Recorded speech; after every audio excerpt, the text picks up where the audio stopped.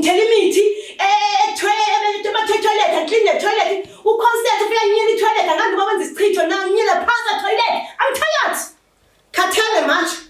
Ubuhlungu ke mswami ngomuntu wami ehlukumezeka ekhaya likababakhe. Kodwa nokuhlukumezeka ekhaya likababakho uhlungezwa izistranger izananina. Funa uphephelephi wena? Funa ungazaphephelepi uGideon? Umfowenu njalo sikhuluma ngomfowenu la.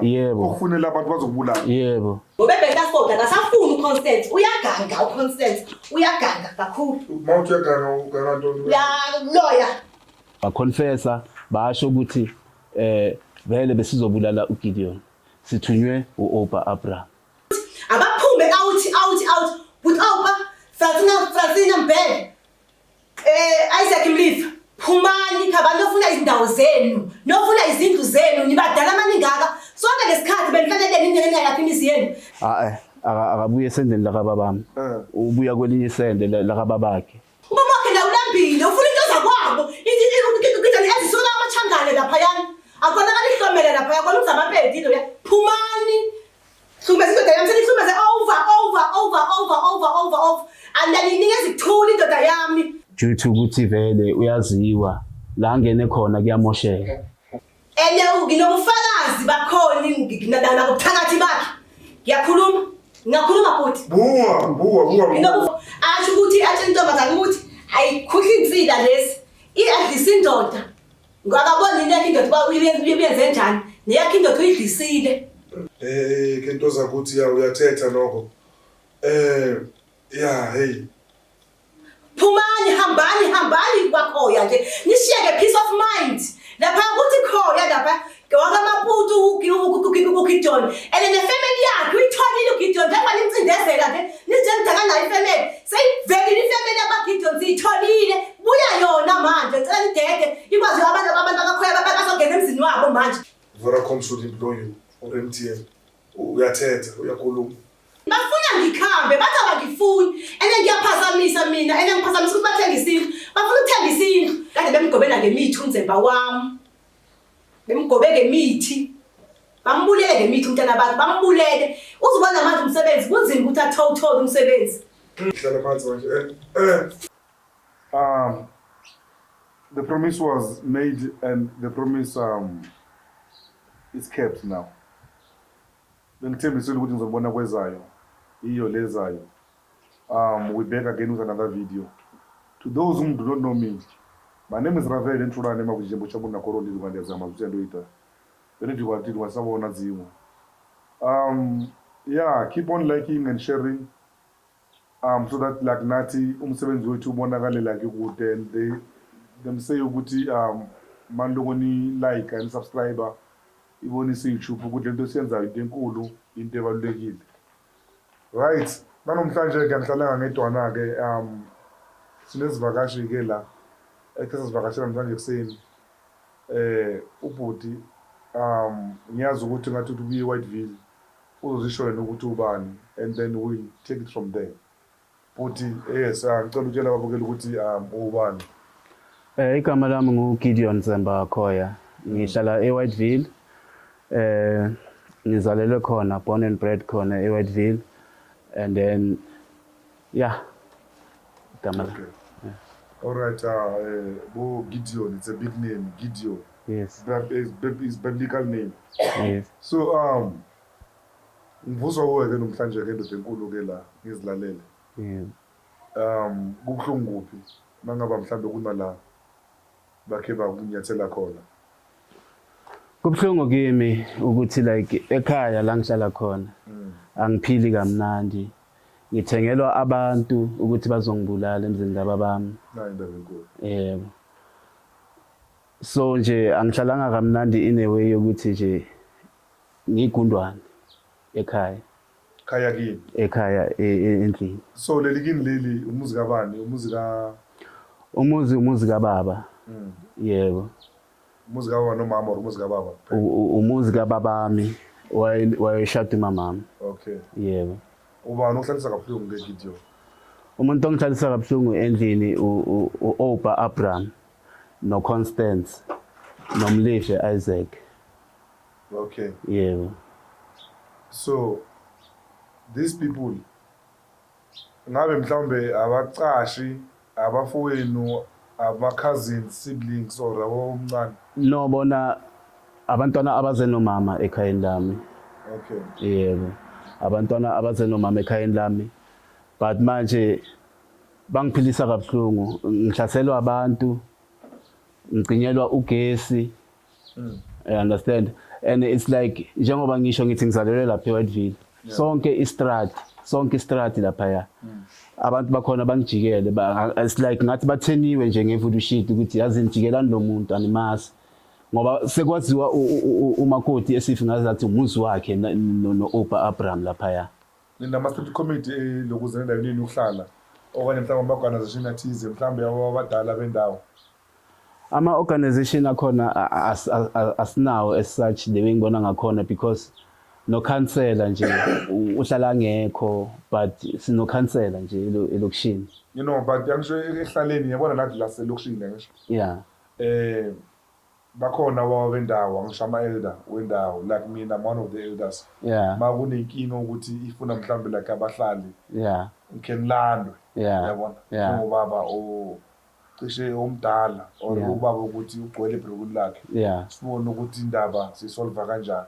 So yiyo lento engibuzayo. Yeah. Abekho mhlawumbe street committee of ini na.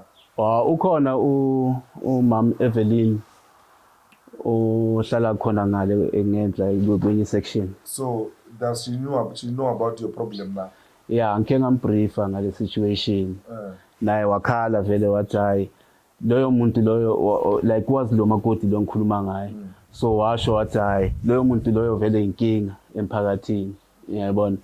Due to ukuthi vele uyaziwa la ngene khona kuyamosheka. Lo makoti loyo wakini, umakoti wakini lokhuluma ngaye. Uskazi Kamfowethu uOpa Abraham. So kubo kudena lapho before ahlala lapho kini bekahlala kuphi? Bekahlala same street. So beniyakhelana naye. Bekacashile lapha la hlala khona. Oh. Yebo. Ubeseneminyaka mhlawumbe ahlala lapho aqasha khona. Bekanamayezi ya. Yeah, bekanamayezi. So wamthatha ke uOpa wamletha la endlini. Kula inkinga zicala khona ke. Whereby ngo-2015 ngiyagijinyiswa nangemimese. Okay, before speaker lapho ku-2015. Yeah. Inkinga zalo mama history yakhe njengoba usho la kumuntu oyinkinga. Can you tell us something mhlambe like ngehistory yakhe? History yakhe vele dala andlula imibhedo yala eWhiteville. Okay. Yeah, and afuna ukutake over vele izindlu zabantu. You understand? Whereby kukhona umunye umngane wethu la phezulu le uye wafika khona nomntwana wakhe lo mfana bafike bachela bathi lo muzo wabo yabona so yena nje umuthi into yakhe vele bachela ngomuthi emzini wabantu yebo just like khona lapha eJardini yabona bekanokuyenza lento le yachele lonke ijaridi and there was one time futhi simbhaca agubha nendoda yakhe mabagubha so safika nathi sithi siyaphuma seShoprite sathola ukuthi bayagubha ithe masima sibabukela sangakhuluma ithe masima sibabukela waqala manje wabamba amafika wathi mhatsha nakusadziba byanunga barilibeleje indoda yakhona yathi no tswela phili qhubeka and then ke after lapho basithuka ngenhlamba saze sayojikisana epolice station ngalelo langa. Oh, kune case ekhona njengamanje njengoba ngikhuluma nawe. Okay, angitshelela into yakho. All right, lo mama lo or lo sisi lo. Yeah. Lento ukuthi utshela yona sibiza ubuthakathi. Yeah. Because uphakamisa ibhakede emzini ongasi owakhe okubo. Yeah. Uyaqhela. Yeah. Iumhlolo lento le. Kakhulu. Unless sekinga ilanga manje. Okay, sorry bengisasela. Yeah. Ngithi kuwe this thing le yenza lo mama lo iumhlolo. Umhlola into engayenza emzini omunye umuntu. Yeah. You can't just like usukume uthatha ibhakede uqhele umuzi omunye umuntu ongasukini Yeah. ongasi kwakho Yeah. without i-permission yabanikazi bomuzi. Bomuzi. Lento ungatholakala uyenza siyibiza ukuthi ubuthakathi. Kakhulu. Uyangizwa mthini? Yebo. So now wena nawe mangabe uthi ukuyibona into yenzakala like kokwini wangayiphikisa wangayisukumeli that mean it's either you have agreed on it without like breaking a word or you have succumbed Yeah. under it. Yeah. Yeah. So it's not good either way. It's not good. Yeah. It's not good. Yebo ngiyavuma azange ngikhulume nabo mabayenza lento abayenzayo. But we end up ukuthi bona basithuke, you understand? Basithuke basibize ngamagama and then sagcina sesise police station. Yebo. And then amaphoyisa kwaba yiyo ayicazululayo, but ngakhuluma lapha emaphoyiseni ngabatshela ngathi uwenza solo mfazi nendoda yakhe. Yayibona? Kwaba yileyo nto ngalelo langa ke.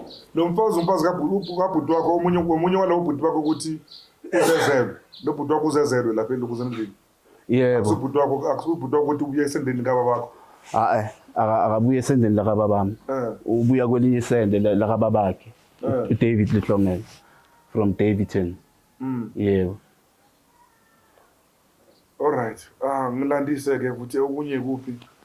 Okunye ukuthi okay njengoba angihlaselise ngabantu saye court. Oh. Yeah. Saye court, ecourt abantu bavela vele baconfessa basho ukuthi vele besizobulala uGideon. Sithunywe uOpa Abraham. Umfowenu lo? Umfowethu lo. You understand? So manje uOpa Abraham njengoba bekaboshiwe ke waboshwa. Njengoba bekaboshiwe uphume ngebail. Kusho ukuthi ke kwasho kona ke ukuthi ubhalise ngenumber errong. Ngoba amaphoyisa masiya kuwo alibela athi hayi siyamfuna lo muntu.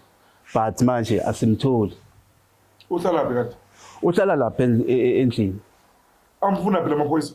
Amaphoyisa angazi ukuthi nawo athi amfuna kuphi, bamfuna eJangu kuleyo address leyo abhalise ngayo. Oh, hold on. Yeah. Angisho lo muntu uboshiwe. Yeah.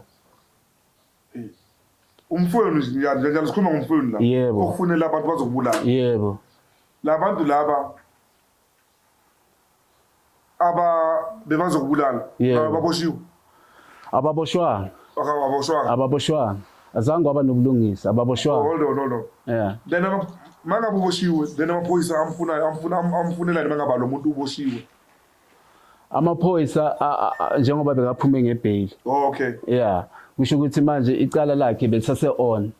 Oh, right, no ngiyathola ke manje. Belisase on ngalendlela leyo ukuthi vele uguilty. You understand? Uye all right, yes, siphinde yabonana njengoba ngishilo ukuthi istory sibeleli lapha na kimi no Gideon uphela. Njengoba aze nomama wakho sibona ukuthi ngcono ukuthi nomama wakhe naye aphefumuleke ngalo daba. As I said ukuthi in most cases abomama izinto bazibona ngendlela yabo okuthi nathi sibona ngendlela yethu. Nothing wrong about it. It's the way in nature ingakhona. So yeah, keep on doing the right thing lapha ekhaya. Like, share and continue nisubscribe yini nifikayo manje entohlangana le channel. Thanks to ama-subscriber wethu aloko asilandele njalo masifaka ama-video ethu bawabukele. Siyanibonga bafowethu.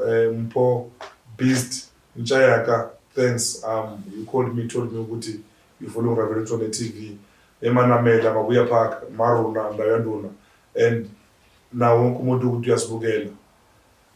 Yeah, hleli nomama la umama ngazisho ukuthi ubani. Sanibonani, igama lami nguButi Makatso Manake. Ngumnkosikazi kaGideon Khoya. Lapha ejantini eDabula 2467 siyahlukumezeka kakhulu. Yeah. Sikakhulukazi indoda yami yona engizwe kakhulu ubuhlungu nehlukumezeka ekhayeni layo. uGideon Khoya uthengelwa abantu ukuthi bambulale. Ngiya-eda lapho enkingeni intweni zakhe enkingeni engizibhekile ezenzeka. It's okay man. Uyathengelwa abantu ukuthi bambulale. Gideon yahlaseliswa ngomphakathi basho ukuthi abamazi uvelaphi uqhamukaphi. Yebo. Kusho bani uOpa noSisikhoni. Basho ukuthi uza kuphuma phela eBelajaliti. Lapha umza kakuyena umuzi wakhe lo ya umuzi kaBaba umuzi kaOpa. lo muzi noba ongibuze-ke mina ukuthi lo muzi ngamanito wabhuti oba kanti ukhoyo bani ukhoya ubaba babazala kwami and bamgijimisa bathenga igesi bhatala imanzi bahleli nje sisikhona ugcwalisa abantwana bakhe endlini ngaphakathi abantwana bebentombi yakhe abalanda le ebupedini eBectersfort leyo usisikhoni uyabalanda abantwana bagcwalisa umuzi uNzemba uGideon akangeni kuhamba endlini ngaphakathi ele uGideon wami kufanele angene ngaphakathi endlini aphahle ngoba uGideon nami ngize azama ithande nami nje behlala eDavidton ukuthi uthenga uGideon ekhoya ngamthola ungawuyena uGideon lo senimbone seshayina kanje manje secwebezela ngeke ngazigezela uGideon ngimthola la ebusweni la nowazisana kafisele nozamolithinta zabantu sezathi hovo Gideon egula abantu bengihleka bethi ngithola noNgqondo Center ngasilungisela uGideon wami ngangabona ukuthi hayi lo muntu ushayiwe kabuhlungu ngaphi ngihambile lo Gideon ngiphuma ngingumuntu wesintu ngicela iqiniso umuntu wesintu ngabona lo muntu angena umuntu lo muntu lona bamoshile Gideon khoya ngamzama kwazi wathi uFrancina usisika Gideon uhlala eDavidton wathi waye ungathatha uMakazo nihambe nedabula ngithi nanzi ngibuze indoda nami ukuthi manje siyadabula so singizima safe ngihlalela abazosilimaza indabantu ekubeni wena njenkunjeni hayi sengiyamezela sasaphuma saye emntwini masifika emntwini wathi umuntu mfana ufuna ekhaya baba ufuna ekhaya uthi umzakushela ubani kwabo kuphuma kwabo kusukuma kwethu ngamvumela indoda yami kwangiyithanda ngiyayisupporta ngifuna ukuthi ngibone iphumelela nayo ifana njengala nabayobaba ngihambile lo Gideon ngafika la eWhiteville masifika eWhiteville kwaba ngathi bayahleka nathi ngithe sathi ngibheka ukuthi bayahleka nathi jiki sesiyathukwa ke manje ukuthi sithukela kwaba ukuthuba angazi ene indoda yami ke yeze eqaleni yazi ukuthi babaphume baphela igama yabuye nalo indoda yami bengangene kwangayanga mina kwakuyo indoda yami igama abuye nalo indoda yami ibuye negama elithi babuza ukuthi usahleli nale ntombazana na never get my boy ushade nayo ngiyakutshela mina bakwathiwa nje kusho ubani ukhona sihlalileke ngathi nazi makunjalo ungafiki lapha masifika lapha futhi ukokode emnyango endlini asiyeke lo vumlelo sizihlalele kulona bazabona basofikile baziphumele bona hayi ngempela sihlalile ngangazithulela ngithe ngisathi ngibheka kanjalo sebeyasitsho behlamba mthakathi isistradi sonke kwazi uba ngumthakathi ngumbulali mina Mbulale wona angazi nami lento engifuna sesikhona ngitanga ngitshela ba angikhombisa ithuna lo muntu engambulali ngumbulali mina ngumthakathi mina hayi ngingaphenduli ngizange baphendule sasibaphendule ngibhaca isuka emzimkhulu gama lika Francina athi kuNzemba akathengise indlu uFrancina uNzemba ekhosha uNzemba wami ukuthi akathengise indlu uthe sathi uzama ukuthengisa lo uNzemba i-title deed yabe iphethwe bani uFrancina nephethe i-title deed uFrancina nefuthi uNzemba abantu ama-client usengathola waqala wathi uFrancina into esuka le emaplazini bekusekumina lo magama ngikhona ngazozikazange ngiphendule futhi into esuka le emaplazini izitshela ukuthi izathengisa izathatha le mali le angeke iyongalazilanga lokuthi uqhamuka kalaphi loshona ngakuphi hold on njengoba ithengiswa ukhe wazama ukuthengisa uGideon le uke wazama ngoba nami phela ngesikhathi bedirect sesahlela eDavidton ngoba kuthiwa laba bayambulala uGideon unayithengisa uthenga enye indawo alright manje mangisathi ngithi nami sengikhamba nomuntu wami nje indoda yami sekumntombi bamna kumele ngisondele cala indoda yami bangibe nayo indoda yami sekufuze bangithini mina manje sekufuze bangibeke eqelele yena kwazi banethengisa lendlu imali ayithatha uyena uFrancina nesifika la athi uConstance umfazi kaBhukoba athi uFrancina uthi wena ngesabi ngithi angesabi ngenzeni athi uFrancina uthi awungesabi ngitaya ngenzazo ngikade ngamgcina uFrancina mina sathi ngimamele kanjalo jiki uFrancina ubeke inyoka lapha uFrancina unenyoka futhi nalapha eDavidton Inyoka ngithi inyoka yokwenzani then? Inyoka yokuthi idla uGideon lapha bekhela khona istove. That is why engafuni ukuthi uGideon angene endlini akalifuni ingcwaba. Ngisathi ngimamele kanjalo sekutshintshile. Kunenyoka ezethu uFrancine. Kutshengile phela sekusifafela usitshela uConstance. Engikuphi se-Davidton. Davidton. Unenyoka. Engise Whiteville. Okay. Ibekela uGideon ukuthi nengene endlini lapha kubo ngaphakathi ukuthi imdle imbulala. That is why engafuni ukuthi uGideon angene lapha endlini. And then Constance yena unespirit. Uyaboniswa. Sathi ngimamele kanjalo seyajika futhi uConstance dala ingqondo kahle kahle afuna ukucheck ukuthi ingqondo sidipha kangakanani sihlakaniphe kangakanani. Sathi ngibheke kanjalo ubuyile uConstance wathi uConstance wawalento etshela nabantu ukuthi bangangikhulumisi kumanje ngikutshela namanje lento engikhuluma kumanje angikhulunyiswa umuntu estradeni ngoba ngumthakathi ngithela imithi ebaleni. Mina yena okay wayithela imithi ebaleni anginamithi mina. Okay mama.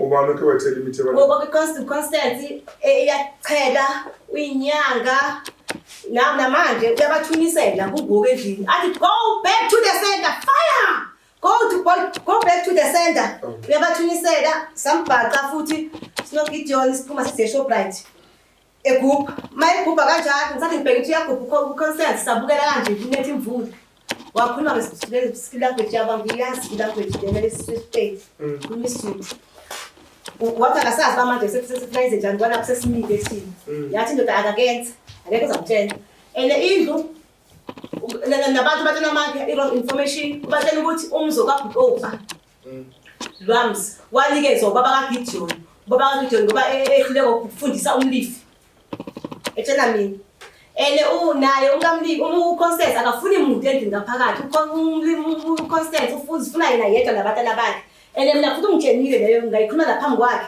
wathi uzamela abantwana bakhe indawo yokuhlala ngoba eBetersford akasafuni uConstance uyaganga uConstance uyaganga kakhulu mawuthi uyaganga ntoni la lawyer akafunwa le emakhayeni wakhe lesuka khona uConstance uConstance ubeka laphi bekala emaseko ehlala nendoda ebekade inyanga lekhaya nendoda ebekade inyanga wagxosha abantwana bakhona uConstance abantwana belenyanga bale ndoda wasala yaze babuyashona indoda mayishona indoda uConstance esazitshela baseyawutholile lento indlu ayifunayo babuya abantwana bamkhipha njenganenje wabuya bazoxashaphi eDabula estradeni nexa eDabula kunomzo ngapha eJango lo mzo ngeJango ngapha bahlakaniphile labantwana balenyanga babuyile yes big up to them abantwana benyanga big up to you yeah you did good eDabula ubheke imizi engenabantu abadala wasondeza komuntu ubhuti abekuthiwa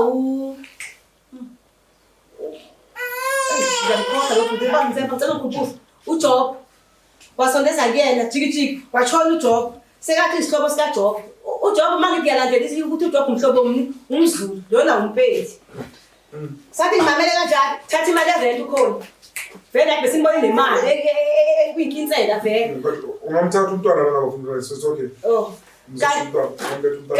kanti ubusy nelento nothatha imali erent yabatsotsa Uzoba uyayifemeli yakhona ethi ifemeli bebambeka abamazi khona abamazi total khona abantu ayiba siyabeka sebesebenzisa lekhaya bathe subani kwathiwa ukhona kwathiwa ngiyasimazi lo muntu nje lo muntu lo bathatha bengithi ngiyanceda njani nomuntu ebade ngimazi imali eyidla yena bengathi inkinsela njengoba ekhabethi unomuzi ke nalapha eBetersford ethi unomuzi lapha esho umzali kaGideon ngicela ukuthi uGideon mina wami uConstance aphume athethe uGideon kwabo avule umnyango avule uGideon aphume nabantwana bakhe laba bentombi yakhe uConstance ukhoni bayasibulalisa ngabantu nje siyahlasela sicishwa bogesi senzela zonke izinto nje lapha sihlukumezeke kakhulu sicela ihelp sicela ukuncedwa please le title deed letshintshiwe siyayicela mayibuye ititle deed yomuntu wami naye akwazi uowner kwabo endlini kababakhe kodwa nene uGideon ufuna ukuhlala phansi ebridging angahlali na endlini kababakhe kohlala istranger endlini kababakhe No. Ngicela indoda yami ikwazi ukuphumelela ilungise into zayo. Ngicela ukuthi abaphume out. But Francina Mbele. Isaac Mlifa. Phumani abantu ofuna izindawo zenu, nofuna izindlu zenu, nibadala amaningaka. Sonke lesikhathi benifanele ningenela lapha imizi yenu. Benifuna ukuhlumeza indoda yami, ngicela niphume please. Sengikhathele manje.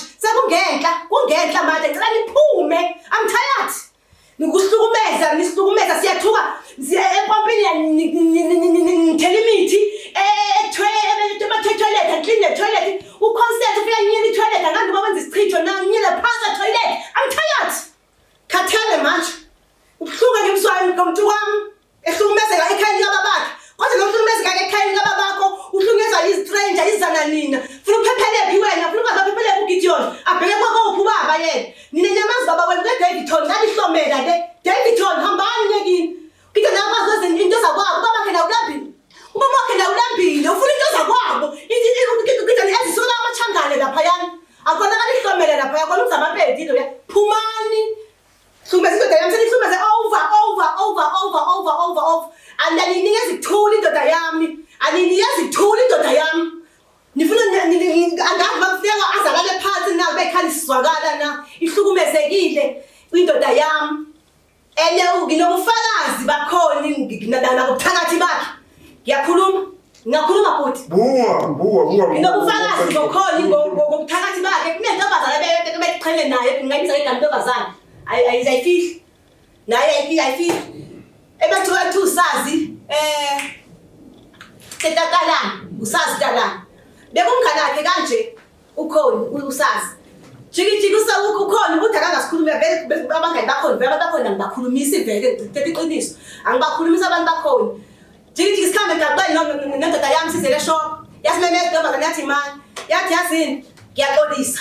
Njengabade nami nginisaba nje ubethe ukhona vele avuthaka wena. Esho kumina ngithethela imithi lapha ya. Ngiyethuka kukhona ngabe sethela imithi. Sekayithelaphi endinami echela umntana wakhe bathi ushona. Echela la inhloko la utraumatize intombazana ngokukhuluma nami nje. Iyabamba iyayeka engqondweni. Bethela into zaseshaya ama stroke. Asho ukuthi athi intombazana ukuthi ayikhuhli insila lesi. Iyadlisa indoda. Ngakabona into indoda ba uyenze njani. Neyakhe indoda uyidlisile. Umlifu no Francine.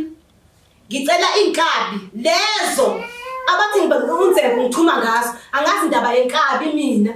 Mina ngibona nje basiyahlukunyezwa noba yibo mhlawumbe abafuna ukuthenga inkabi bathengele le ndoda benza ukuvika ngoba engathi yithina. Ngicela aziveze lezo nkabi, ngiyazifuna lezo nkabi ezifikile ezithokwazi zilethe odimakazi njengoba nguLazaro nje nabo besithuka bethi basiphila ngegrant. Vele ngiphila ngegrant, indoda angayisebenzi nami angisebenzi.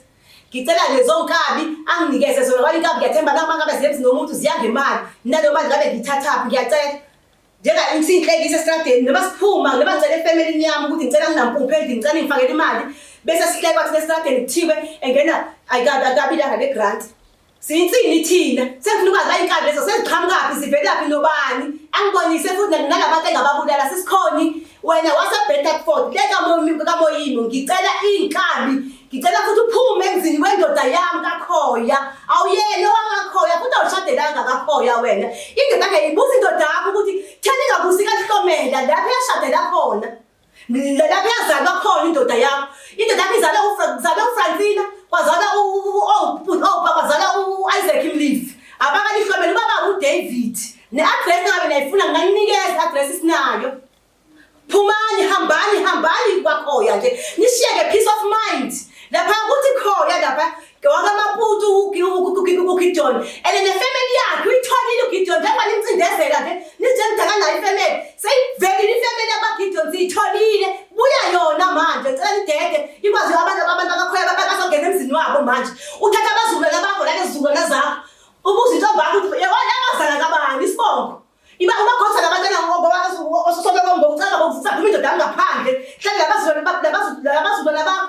Please, ngiyacela. Yeah, hey, mama, you can talk, you know. Hey. Usisikhona uyangihlasela ngabantu. imakhelane uphendulile next door washo wathi uthunywa ubhuti banzemba bawu2 nomakhodi ngoba bathi bafuna ngikhambe bathi abangifuni ngiyaphazamisa mina ngiphazamisa ukuthi bathengisa indlu bafuna ukuthenga indlu ngiyadideka bale ngabayithengisayo yabani ngifuna ukwazi yabani le ngabayithengisayo kodwa nganesibindi sokuthengisa umzi engasiwa nabantu dakho ngasiwa nowakho mina mama nithi angiphume nithi indoda misale nobani ngifuna ukuthi nenzeni indoda yami ngifuna ukwazi njengoba lababulali ngenxa yakhe nihlase sengabantu ngabobhuti abayi2 ngifuna ukwazi bani manje angiphume isale nobani indoda ngifuna isale nidle angeke ngiyindawo ngiyayisupport indoda yami ngimanayo ngifana bifa khona yeyami le ndoda umzakwabo loya ayephi uGideon yena awulapha sebridge nina nihlale ninetheza endlini ngaphakathi ncedani mina ngicela niphume ngokusekungeke mhlamkhathele ngokuyini Kento zakuthi ya uyathetha nokho yeah hey angazi ukucela kuphi but the truth is if bafuna amabhanki labantu ukukhuluma mhlawumbe Vodacom should employ you or MTN uyathetha uyakhuluma but mamela ke siswami angisho makhuluma mbamba lapho nalapho be-interview wakho Gideon so Gideon ukhulume indaba zokuthi ukhe wafuna ukuhlaselwa okanye like angazi ngokumoya rokwani babafike bathola kunenyoka egroundile lokuze ngicela ngoba ngiyazi ukuthi la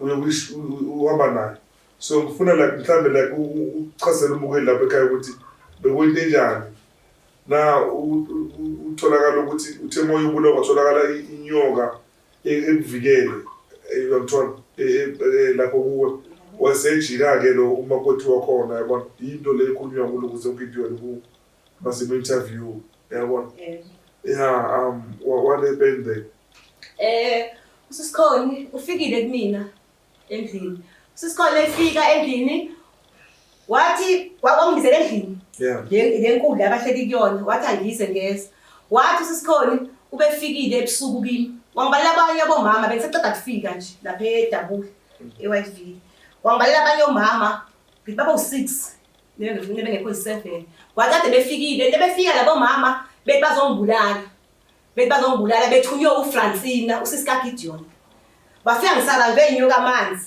wathi ukhoni ningeqi aniboni bale nyoka zonglimasa elelo sithi niyabona uhleli ningijikana sijike hayi ngifika nje indoda yami kathi ayibona ngisikhona ngibiza lapho ngibizela ungitshela ukuthi bekade befile ebusuku efike nabo ngibalela abanye abomama angibazi nokubaza abomama bengikabazi ngizemba ngicela ungikhombise ubani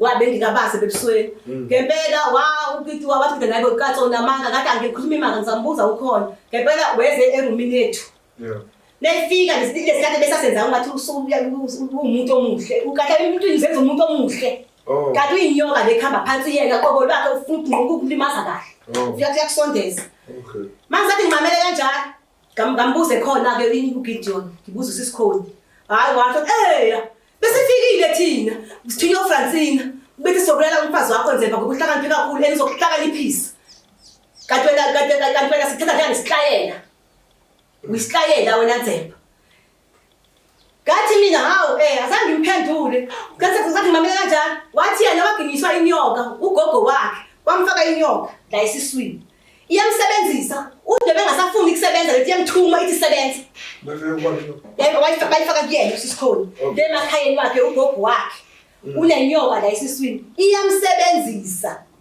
enamalaphu lababovu namhlophe bayaphenya bathi senze njani mase kunje uthi kunamalapha khona ke lapha endlini abuza kubona yena lamalapha uyabamba athi khulumani mase kunje nasenze njani khulumani mase kunje nasenze kanjani okunye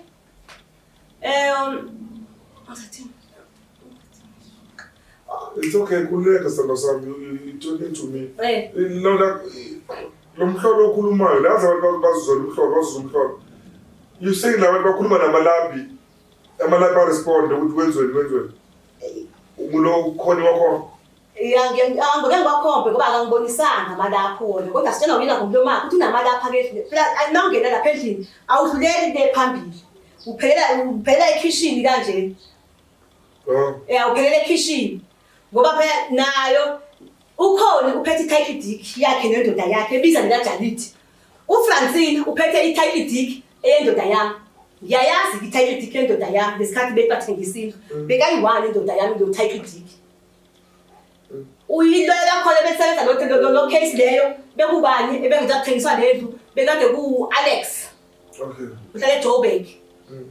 Makusenjalo lathi lawyer ngeke ngifuna ungibophisa laba baleka kanjani lawyer. Nesathi ngabo 20 vele 2017 ithathe ngiyathemba ichithwe lapha. Nesathi wenza kanjani uGidoni ubafasti ngoba kunami ngokubabona ngeke kathathe uFrancina ubekashaya indoda ikhanda. Eyishaya ikhanda nje befuna ukuthi njenge eyedwa kanje athengise le-title deed imali yendlu le bese thatha le mali yena ayibeke kuye. Kanti lapha ejadini ulowo nalowo ozizamela into ozizamela yena unokwakhe kahle kahle ngoba kwayibona hayi bazwana kwabezwana bayapretendana. Mina ngazi ukuthi nomlifi mina uIsaac Mlifi uthotho wesigebengu kangena uConstance. Bathi bangena ukuthi uIsaac Mlifi walala noDinewa umfazi kaNzemba. Yeah, wathi ushilo nje base interview. Ngoba ngatshela yibona nami bangitshela bathi bebekadelana naye. Ene ukuze naye umfazi kaMlifi bekahlala lapha khona eJardini. Ukuze ahambe uhanjiswe yini umfazi kaMlifi? Umfazi kaMlifi uhanjiswe ukuthi ukhoni umlandeli amaphoyisa. Lento yenza kumina njengabe ngigijimisa nje kanje. Begijimisa ngamaphoyisa, begijimisa ngomphakathi, bamgxosha kanjalo. UMlifi naye ushadile. Washada naye umfazi wakhe uMachini umfazi kaMlifi. Uhlala kubo lapha. Akasonde ethi nokusonda lapha eJardini ngenxa kakhona ukhona uzifuna yedwa nendoda yakhe nalapha azivela bakhe ngabazi baba abanisibongo. Akathatha labantwana abasekwabo. Abezakhupha indoda yami mina. Ngenxa abantu abajeki, abanye abajeki abantwana lapha iKhalati. Ukhelene ushon abajeki.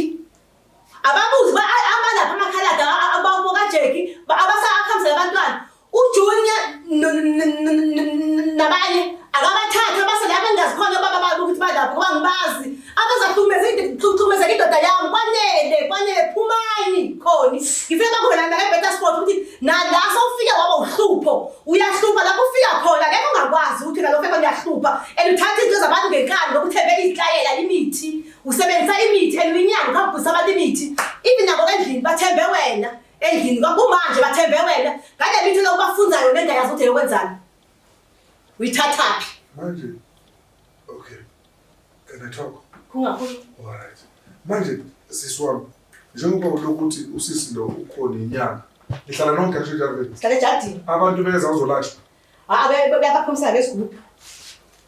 Okay, siswami ngoba wena you speak mouthful ngihlele ne-MTN la iphelelwe idatha.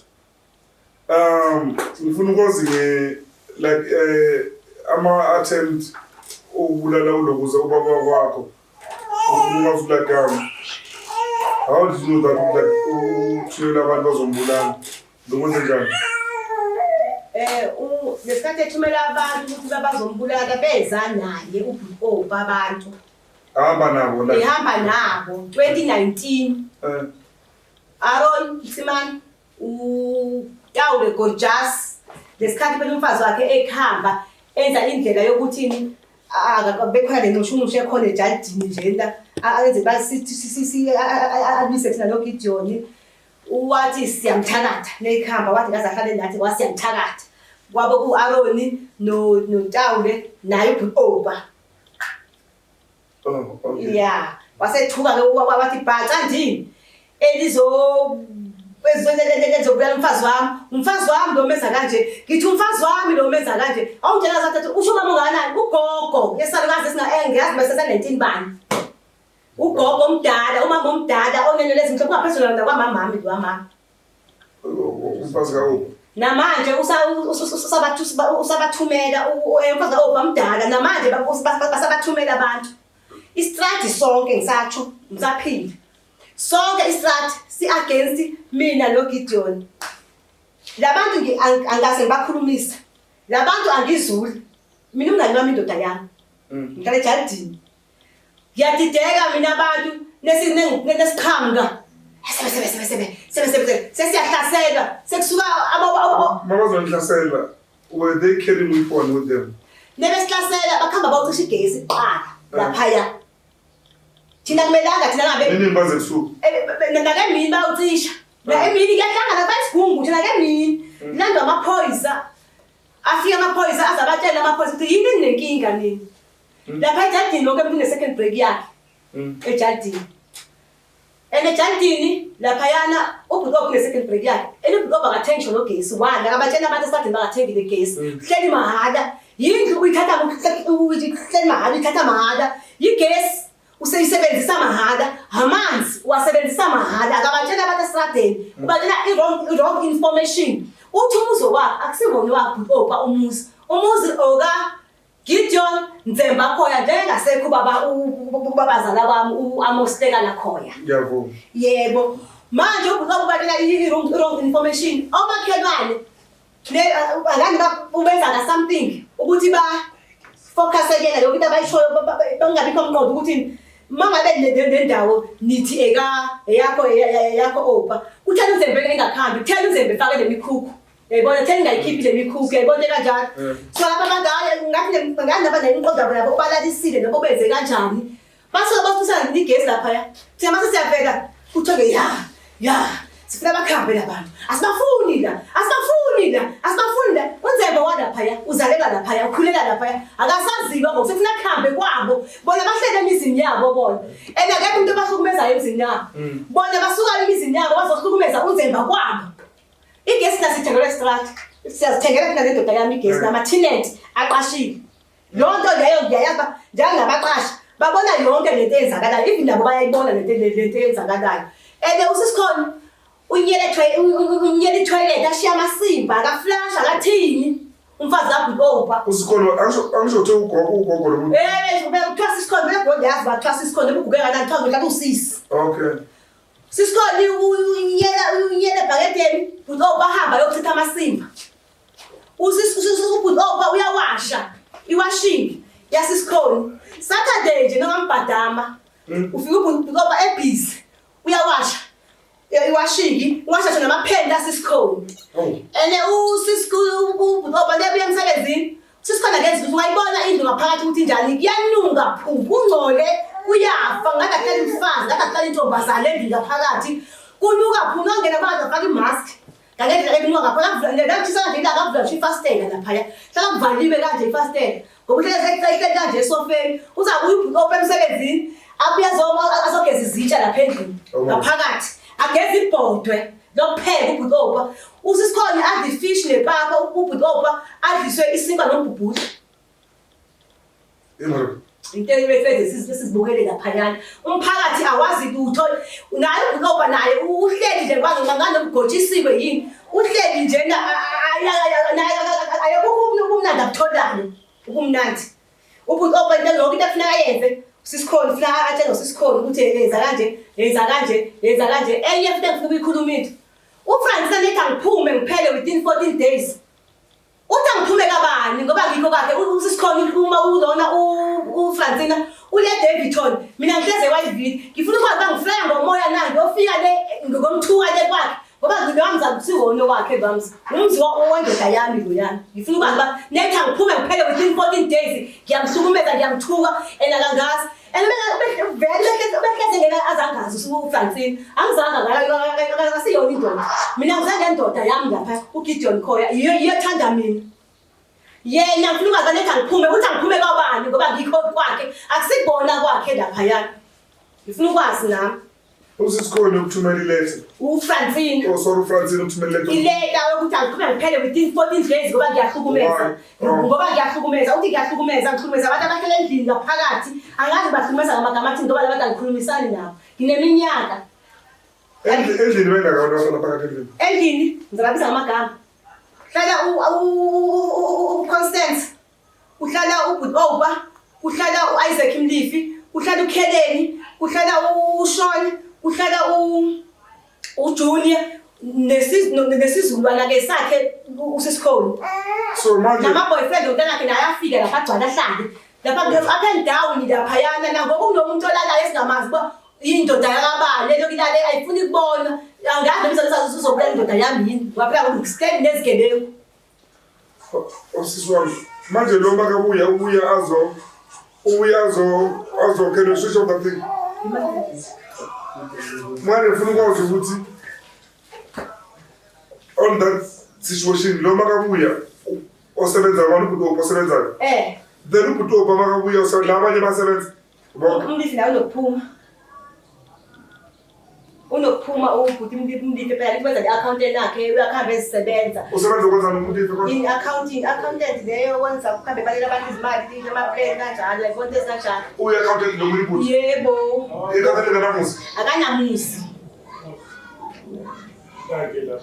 so manje sisi wami lo ubuya futhi abuya azopheka abhekeza amabhodo okupheka aphekele wonke lo muntu lo Akapheki ugeza izitsha ngiyazi aphekelwe nengagezanga lezitsha kalamabhodo ayizodla.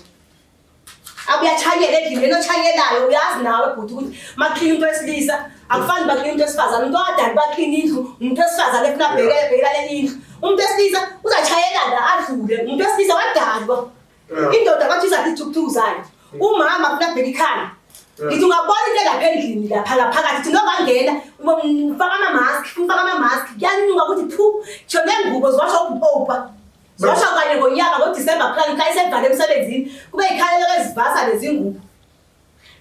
Labantwana bawayenzi labantwana baze ababuya Limpopo wayebanga angeke benze batshela nje batshela nje ukuthi yena ukini la sekumzi wami lo batabami hlalani nje izihlayela lezi kahle bonke labantu asenabala uButoba uIsaac kuthiwa izihlayela uGideon izihlayela naye uBen kuthiwa izihlayela naye uFrancina izihlayela bonke izihlayela uthakaniphile lapha othina abantwana uthi bayizihlayela nabo le ndawo ithi nina batabami uzaphuma ngiyasuma ngiyalinganisa ngisukuma ngilinganisa ngingakabula nginga baba uzaphume ulo ushone athi umzama mami ufisila njalo indoda yami ngesikhathi leso kusuka into esingaya umuntu ezamanzi wakabani ubaba kujeke khalati eqhosheni umuntu kwabo afike njani yena hlala phansi manje funeka aze asuke yena umzemba ashayile umntwana ngesivumo baba umthetho ogcina umlahle umzemba sicela umthetho sicela usizo ukukhona ahambe nabantwana. Alright siswa manje before sizoyivala la nginombuzo la now ngoba umfazi oqala waka Gideon lo ngene wena ungene after yena Yeah. kunento eyokuthi ukhiwa lala no yebo uhlukumezekile wena bhuti wami yena loyo mfazi loyo walala nomfowethu uhamba kwakhe manje bekhulu ayikhona umfazi wakho yebo ulowo umthathe ngo2010 ukhuluma lobona ngo2010 from 2000 uzona naye baze bafika lezo zindawo lezo sihlukane ngabo 2011 ulala nobani alala no Lefe Isaac ubhutla omncane bo manje ikhona into nje no Yebo ngitholile lonto ngitshela ukusisikhoni noButoba no ithi ukhathela amadatha kancane bathatha amadatha ukukhuluma kancane uzophendula amasentedile ukubuza now that kunento enjalo ukuthi kubuye laphana ile ndaweni Thekopi eDabula lapha eDabula ubuye futhi udathulane khona la endlini la azibone umunye kulaba brothers adabula umfazi omunye so wena usaba ukuthi or mhlawumbe azange ukwazi ndawo mhlawumbe bafuna ukufaka ecansini labafokazana azange ifike kuwe lapho bakucele mhlawumbe like umbhede hayi mina azange bayenze bangibona nami ukuthi ayadlalwa la wasemakhaya ngiyazi ukuthi mina ubhuta ke emzini awulali lo bhuta ke emzini Fanele umhloniphe ukudala emzini naye akuhloniphe. Leyo ukuthi alale nomfazi kaGideon nami yangimangaza kodwa ngasho ngathi ayike kumina akwenziwa ke kanjalo. Akwenziwa kumina kanjalo kodwa akakazeze kumina. Into enginayo nje naye vele angifuni vele ngoba uyabona vele angihleki vele angena lo muntu oyilabatheka. Layo uyangibona naye umuntu makube umuntu o street. Uyangibona nje behavior yami ayibona nje naye ukuthi lana ke ngithatha ne chance la. Okay. Yeah. Uyibhaca, bathi uyibhaca. Ngiyibhaca. Uyibhaca vele wena. Ngiyibhaca. Ngikhula ngamabhaca kodwa ngumsuthu kodwa ngikhula ngamabhaca ngapha eKZN emzimkhulu. So kuzobabhaca anyway. Bengokudadela Ngisho bangafuna kwenzeka lento kuwe, ngayibhaca anyway. Ngomtshela nje kahle ukuthi futhi isikhathi sokuhlala nobudala emzini asikho vele akumelanga vele kuthina neculture yethu ukuthi uhleke nobudala emzini azakufunda ingqondo. Azathola azathola nechance ukuthi akhulume into engasekho right. Akumelanga ukuthi emzini halo bese bakuphela. Mlethu umntwana bangabe yakhala bhuti wami. Ngikuthi ngabantu bami ya sesiya emaphethelweni ke manje intombi endala. Masi before ngivala mangaba mhlawumbe kuzenza ucabanga ukuthi uyakhala wamletha kimi mangaba ngikuthi ngabantwana mina I make babies every year yenza abantwana ozala laphuthi utshaka papa yo nabo bana uye kule podcast yena funa ubona mamakhe unethami kakhulu. Okay masibe last podcast yena. Okay yes put utapata yeah all right siswa umayivala bangingakayivali ngaba kule nto mhlawumbe ufuna ukuyikhuluma. Ewe bhuti nayo into efuna ukuyikhuluma with Opa, Constance, Isaac Mlifi, Francina Msuthu.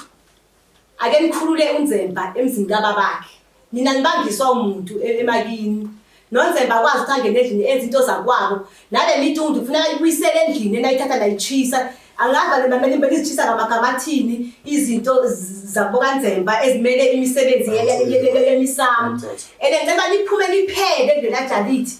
Niphume niphele nihambe niye Davidton. Kini niphume niphele niyazazi ukuthi nabakabani sibongo. Nabakalihlomela ubabe uDavid. Ngicela kuphume indoda yami bahamba.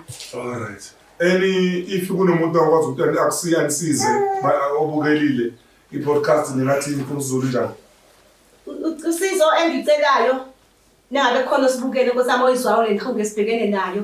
Bengicela ukuthi asikhiphele labantu sengibabizi baphume baphele. Alungisele uGideon Nzemba i-title deed asifunele ihistory yalo wamzi njengoba sebeze bazifaka bona. Sibe siyazi i-title deed ukuthi i-title deed inonzemba kuphela emveni kamama kaNzemba kuke kwaba uNzemba ngoba umama la bengene ngoba ekhulisa bona uNzemba lapho emele ebabhekile. Ngicela nje ukuthi usizo lokuthi i-title deed icela bangayilungiswe kubaletho basikhiphele uOpa Abraham noConstance no Francina Msuthu angasasondeli lapha ngiyajala ingabikho umthetho futhi azaloko ushaya lapha yana no Isaac Mlifi i-accountant ngicela ihambe iyofuna indawo njengade thengisa izindlu zakhe yingoba bethembe na umuzi wabaGideon ba uzakhabatha indoda yami ndani izindlu zakhe ubenge izindlu zakhe ufuna indlu aqede ahlala ethengisa akahlala kamnandi le ehleli khona shoba akahlala kamnandi ubheke lapha ukuthi ngifuna leyangu leya ngifuna ukusukumeza uNzemba.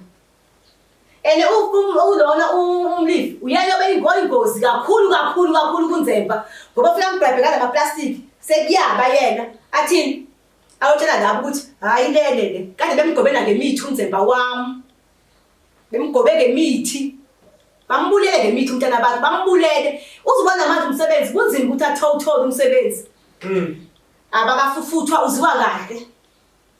I never ask him ukuthi qualify for umsebenzi.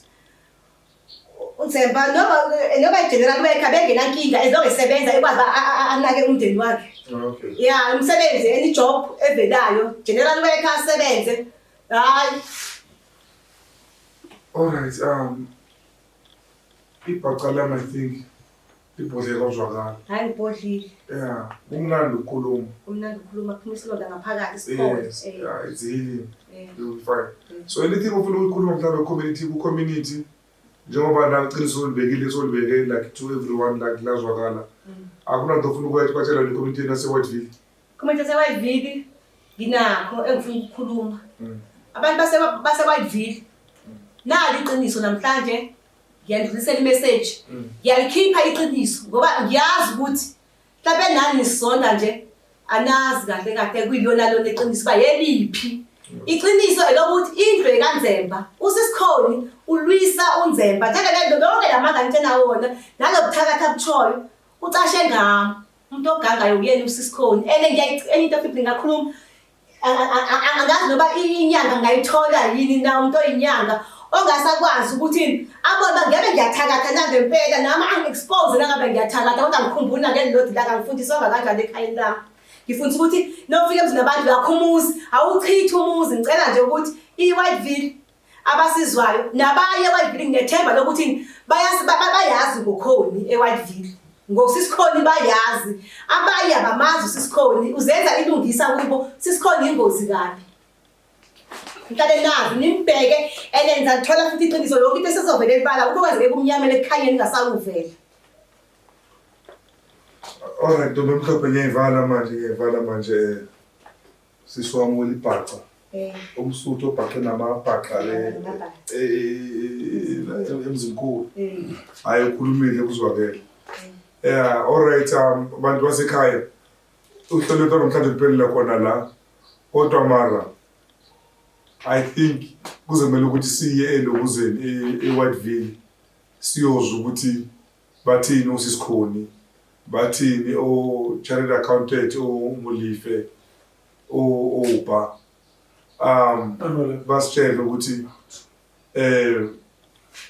ngabe bekwenze njani nohana lamntu abekhuluma ukuthi iqiniso na ngoba sazi thina we give this platform ukuthi abantu beze bakhulume izitori zabo and to vent out yabona uze-express ngendlela ufuna uze-expressa ngayo.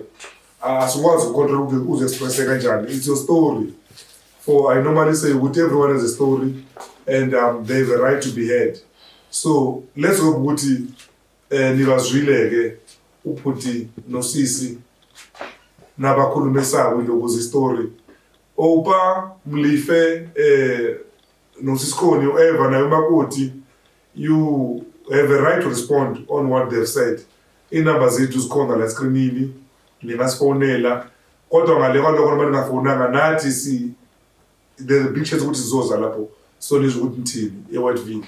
Ravelozwa abana beyiwe. See you on the next one. Ndawo yandula.